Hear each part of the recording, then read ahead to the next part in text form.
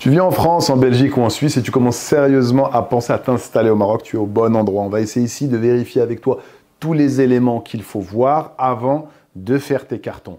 Que ce soit pour venir investir, que ce soit pour le mal du pays, que ce soit parce que tu veux vivre au soleil comme Jawed au soleil, ou quel que soit l'objectif, on va essayer de répondre de manière pragmatique et de donner les retours d'expérience. Je m'appelle Jawed, ça fait 18 ans que je suis installé au Maroc sur 9 entreprises différentes et je te donne aujourd'hui toutes les clés pour réussir ton installation au Maroc.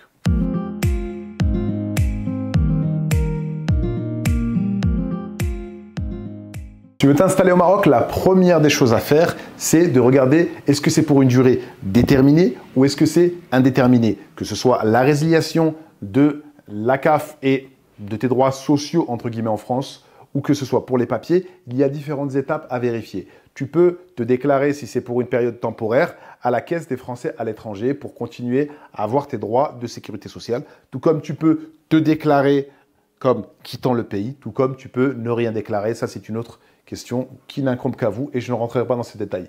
Première des choses et la plus importante, votre carte d'identité marocaine. Si vous êtes marocain avec des parents marocains ou un époux marocain, c'est la première des choses à faire. Obtenir ce sésame qui va vous permettre de rester au Maroc à durée indéterminée. Le cas échéant, vous devrez sortir tous les 3 mois du Maroc et les incessants allers-retours aux douanes. 3 mois, 6 mois, qu'importe, ce n'est pas le plus important.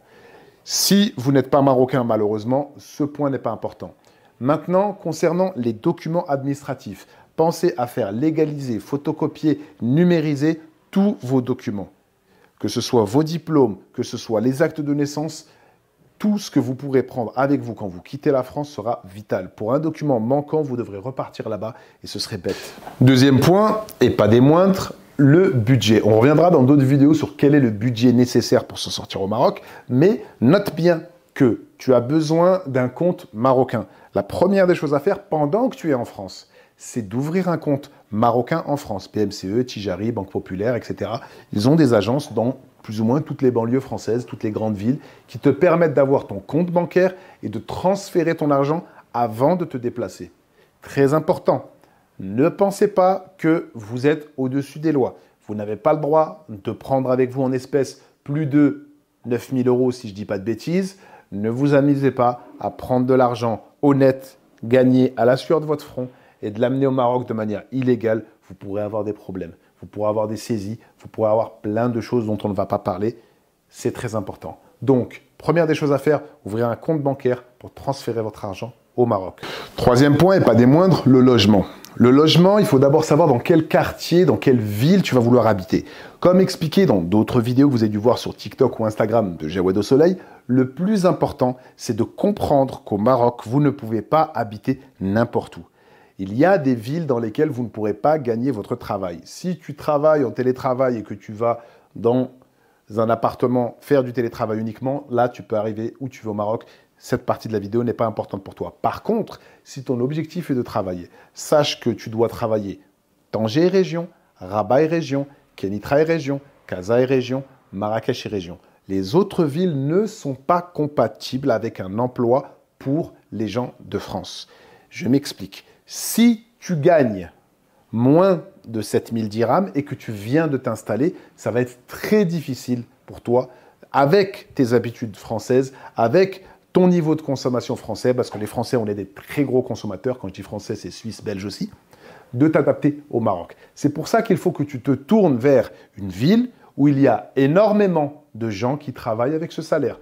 Oui, mais moi, j'habite à Oujda, mon cousin m'a dit que, ok, regardez sur Google les annonces et tapez offre d'emploi telle ville. Vous verrez que les salaires sont très bas, les loyers aussi, mais que ça ne vous permettra pas de vivre. Donc, ce point est très important. Donc, est-ce que location, est-ce que achat? Quel que soit le projet que tu as, quel que soit le budget que tu as, location.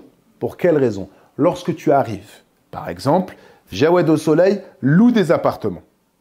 Que tu viennes chez moi ou un autre, qu'importe, ce n'est pas important. Lorsque tu arrives au Maroc, tu prends un appart en location. Si tu as le budget et que tu veux acheter tout de suite, tu prends un Airbnb. 1 mois, 2 mois, 3 mois. C'est meublé. Ça te permet, numéro 1, de t'imprégner du quartier, de savoir est-ce que ce quartier est bien pour toi, est-ce que tes enfants sont à l'aise. Numéro 2, ça te permet de meubler ton appartement à ton aise. Tu n'as pas besoin de dormir sur un carton le jour où tu arrives.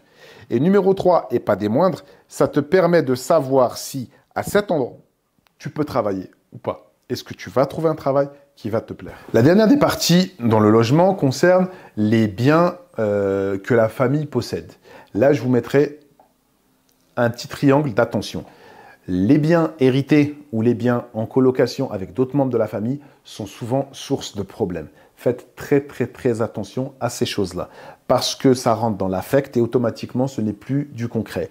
La maison que le papa possède au Maroc qui n'est pas habitée ou personne n'a jamais habité, le jour où tu vas y habiter, tout le monde va la vouloir, tout le monde va dire pourquoi ceci, pourquoi cela. Proverbe arabe qui dit tu vas comprendre dans son ampleur quelle est sa définition. Donc faites attention aux biens.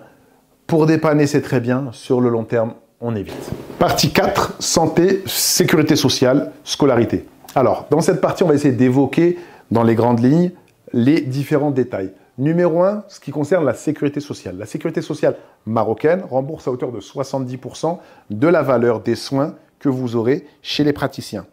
Il faut savoir que ça va vous coûter à peu près 850 dirhams mensuels de déclaration payée par votre employeur ou par vous-même si vous avez votre entreprise. Ça, c'est la base.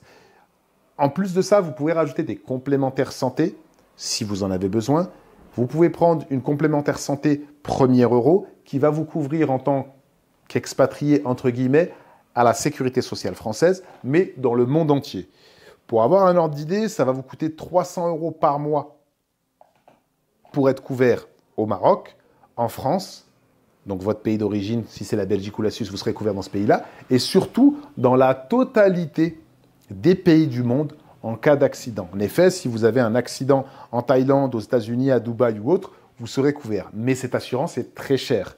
Payer 300 et quelques euros par mois uniquement pour la couverture santé, c'est très cher. C'est pour ça que je vous conseille de commencer par l'assurance maladie obligatoire marocaine qui est avec la CNSS, qui vous couvrira sur une partie. Pour les retraités, parce qu'on en parle aussi, je ne sais pas.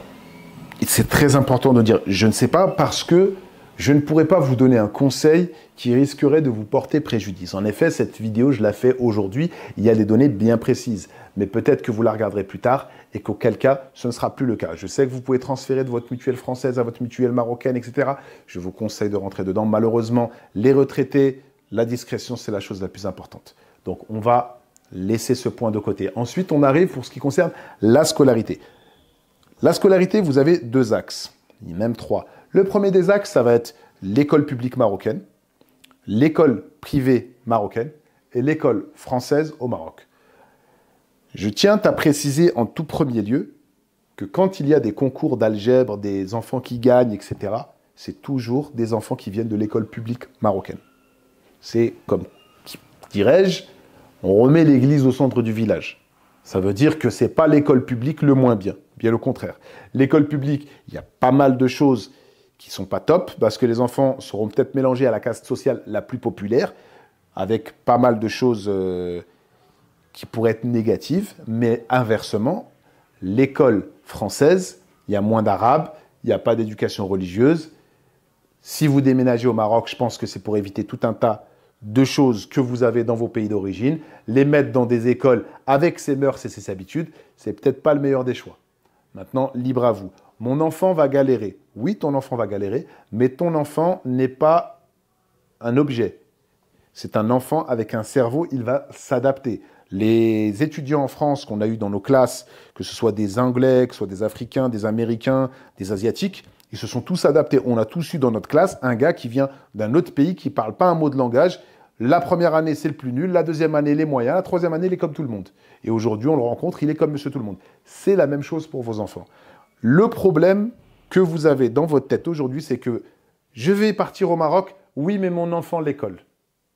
On l'a déjà dit dans plusieurs vidéos, vos enfants, vous leur mettez des exigences trop importantes qui font qu'aujourd'hui, malheureusement, l'excès de choix bloque le choix.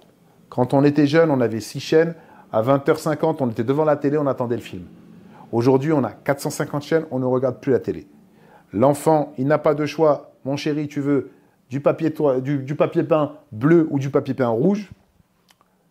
Il choisit. Ah, est-ce que tu penses que tu veux une école, que ceci, que cela? Il va commencer à faire un excès de choix. Donc, l'école, on ne va pas s'attarder dessus. École privée, école publique, école française, c'est votre choix. École publique, c'est gratuit. École privée, tu es entre 600 dirhams et 4000 dirhams. École française, tu es entre 4000 dirhams et plus. Mon conseil pour vous, école publique ou école privée en face de la maison. Ça n'a pas de sens d'avoir un enfant qui, dès son bas âge, va taper 2 heures de transport le matin et 2 heures de transport le soir pour aller dans cette école incroyable. Si c'est un Kessoul, ce sera un Kessoul, quoi que tu fasses pour lui. Si c'est un génie, ce sera un génie, quoi que tu fasses pour lui. L'objectif, c'est qu'il soit épanoui et on veut pour nos enfants le meilleur.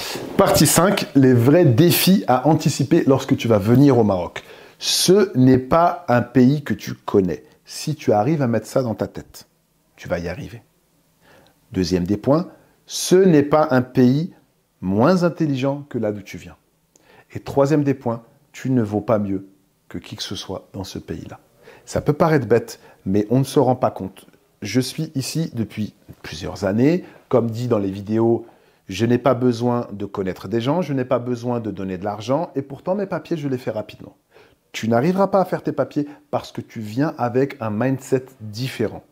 En effet, ici, lorsque, par exemple, tu vas donner rendez-vous à quelqu'un, tu vas donner un rendez-vous au menuisier, le menuisier t'a dit « Je vais venir à toi après la prière du Asr ». Tu regardes sur Google, prière du Asr, 16h, électricien, 16h15. Sauf que ce n'est pas comme ça que cette personne réfléchit. Cette personne réfléchit dans un sens où elle te dit « Après la Asr, je vais prier et revenir à mon magasin. Si je n'ai pas une urgence et que tu me rappelles, je viendrai te voir. » Dès que tu te mets ça en tête, tout de suite, ce n'est pas la même chose. Le Maroc ne t'a pas demandé de venir. Tu veux venir au Maroc.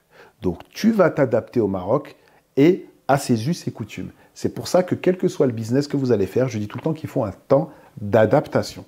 Les Marocains ne sont pas plus lents, plus méchants, plus ceci, plus cela. Ils sont différents. Ce n'est pas le même mindset et c'est à vous de vous adapter si vous voulez vivre heureux. Tu vas forcément avoir un choc culturel. Par exemple, pour une femme qui va habiter et travailler Paris, en arrivant au Maroc, à Casablanca ou à Rabat, il peut y avoir un vrai choc culturel. Pour les femmes, c'est très important de comprendre que ce sera toujours mieux d'éviter certains types de transports. En effet, tu peux prendre le bus à Paris, c'est un moyen de transport classique. Au Maroc, ça va être un moyen de transport ultra populaire. J'ai bien dit ultra, dans le sens où il peut y avoir un tas de désagréments qui vont faire que la personne n'est pas habituée à ce type d'incivilité. Tout comme, par exemple, tu peux prendre le métro en France, il va y avoir un certain comportement. Tu vas au métro de New York, tout le monde mange dans le métro de New York, tu es debout, à 20 cm de lui, il mange devant toi, et pour lui, c'est banal. Ce n'est pas mieux, ce n'est pas moins bien, c'est différent. Donc, faire attention au choc culturel et surtout prendre le temps de s'adapter. L'humilité et le respect des gens. Conclusion de cette première petite vidéo, le Maroc, ce n'est pas inaccessible. Il faut juste y arriver avec les bonnes intentions, les bons éléments. Il n'y a pas de raison que tu n'y arrives pas. Ça fait des années que je suis installé au Maroc, ça fait des années que je suis très heureux au Maroc. Il y a énormément de gens qui viennent, je pense que c'est à peu près 500 familles qui s'installent par mois. Il n'y a pas de raison que tu n'y arrives pas. Il faut juste de la bonne humeur, bien préparer ton projet et surtout regarder la suite des vidéos qui vont arriver, qui vont te permettre d'avoir plus d'éléments de questions. Si tu as un point important pour toi, tu n'hésites pas, tu commentes la vidéo et tu mets la question que tu as en commentaire vidéo, s'il te plaît, et pas en message privé, pour que tout le monde puisse profiter de la réponse.